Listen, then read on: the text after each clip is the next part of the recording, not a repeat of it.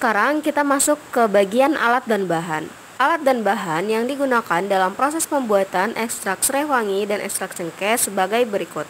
Yang pertama, alatnya itu adalah wadah besar.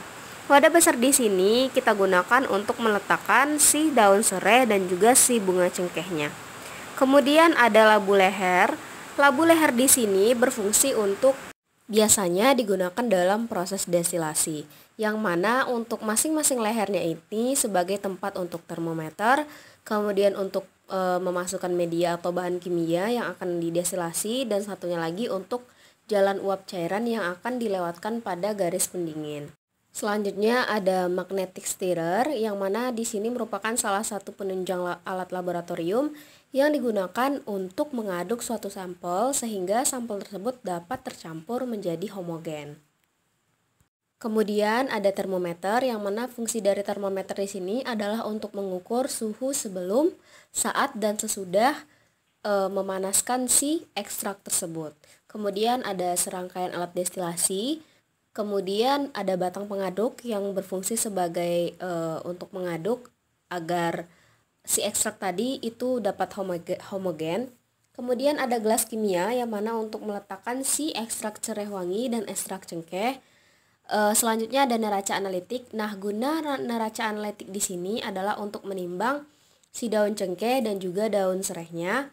Kemudian ada saringan teh untuk menyaring ekstrak tadi. Selanjutnya ada corong, yaitu sebagai wadah salah sebagai penunjang untuk memindahkan si sampel tadi, yaitu sampel kita ya ada serai dan serai wangi sama si ekstrak cengkeh.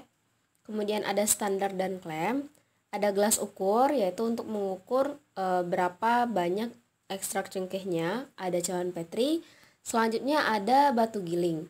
Nah, fungsi dari batu giling di sini adalah untuk menghaluskan si bunga cengkeh, karena bunga cengkehnya itu merupakan sangat keras. Jadi kita harus menghaluskan agar menjadi butiran-butiran yang kecil.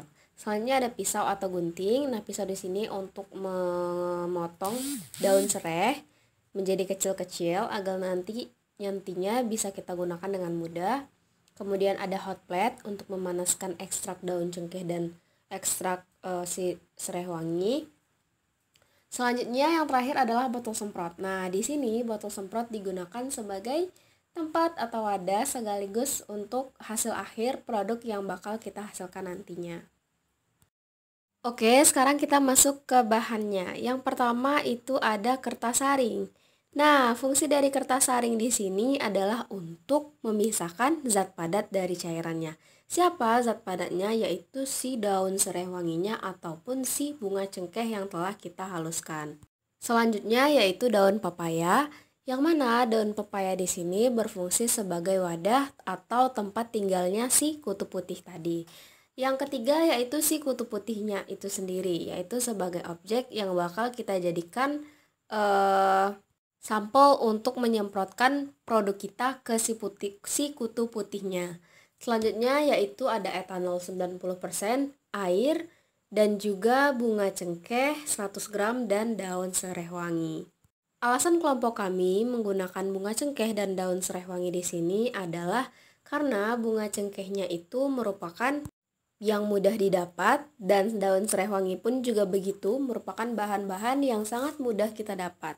Sehingga kelompok kami memilih daun serai wangi dan juga bunga cengkeh sebagai tugas praktikum mandiri kali ini.